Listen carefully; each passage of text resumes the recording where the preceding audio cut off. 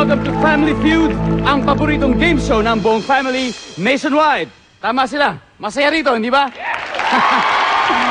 Ayos. Eto na.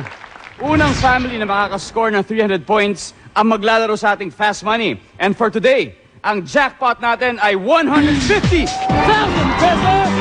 Yep! Yan po itong ibigay natin ngayong gabi. Okay? So, this time, kilalanin na natin ang dalawang families na maglalaban-laban tonight. Ang Tribu Chalam. Team Captain si Charis, ang fashionistang atinista at Assistant Marketing Brand Manager ng fast food company. Kasama si Chris na dating driver, gym instructor at karpintero. Si Nanay Zita ang dating labandera na may sarili ng laundry shop. At si Loverboy Rob na dating sales officer sa Manpower Agency pero full-time artista na. Ang lumalaban sa kanila siguradong magsisisi. Sila ang Survivor Season 1 family. Alright, hello sa Survivor 1. Charis, bilang team captain, maaari bang pakilala mo na ang mga kasama mo? Okay, thanks din, Doc. Papay na mga anecdote about isang Of course, sure. Okay, let's start off with Chris.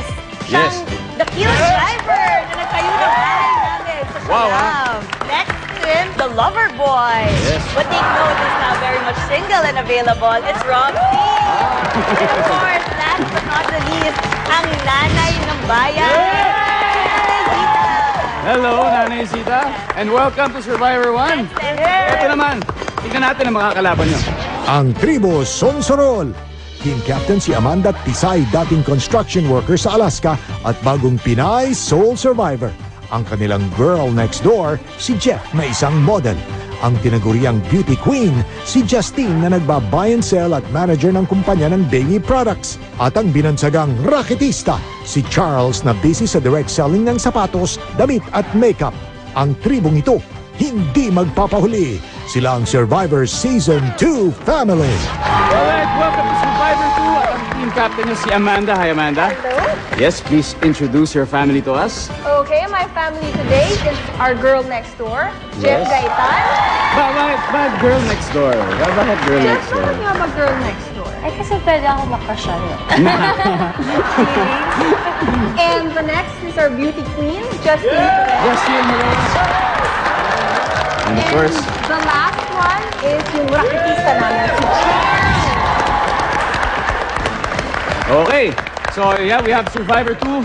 Ngayon, ready na ba kayo? Handa na ba kayo? Survivor 1, you ready? You ready? Alright, let's play round 1.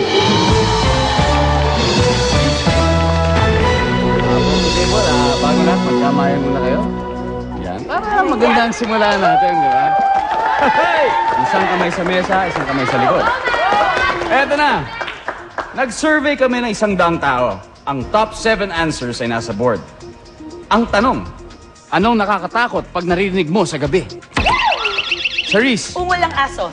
ungol ng aso. Tignan natin kung anong sabi ng survey sa ungol ng aso. You may go back to your family right now. Survivor 1. Let's play, let's play, let's play. Okay, Chris. Bukod sa ungol ng aso, ano ba tingin mo? Tingin ko, yung yung mga kaliskis. Kaliskis. Kaliskis, yung like, Parang, sino ano? tingnan natin kung ano sabi ng survey sa kaliskis. Ah! It's alright. It's alright. Marami pang pagkakataon. Rob, what do you think? Tunog ng kotse, tunog ng sasakyan. Na na-aksidente.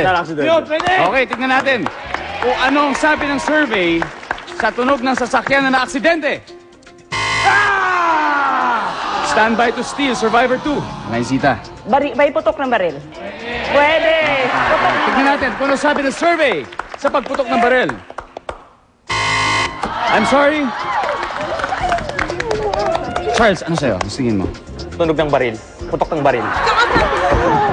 Justine? Yung tunog ng ambulansya. Ambulansya? Jeff? Iyak ng bata. Iyak ng bata? And Team Captain Amanda, ano ang sagot mo? Ikaw lang sasagot sa kanilang lahat. Kulog kidlat. Kulog at kidlat. Tignan natin kung anong sabi ng survey sa kulog at kidlat. Wala ka rin! It's alright! Survivor 1 gets the points. congratulations. Tignan natin kung ano ang mga totoong sagot. Number 7, please. Huni ng kwago. Number 6. Tignan natin sa sulat number 5. Sirena ng bombero. Number 4, please. Away ng kapitbahay.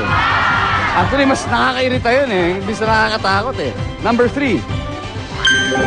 Aluskos. Number 2. Kuliglig. Ayun. So, ayan, nalaman na natin. So, once again, Survivor 1 has 64 points. Samantala, ang Survivor 2 ay wala pa. Pero okay lang yan. Marami pang chances.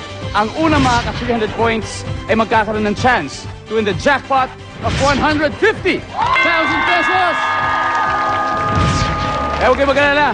Susunod na ang round 2, magbabalik ang Family Feud!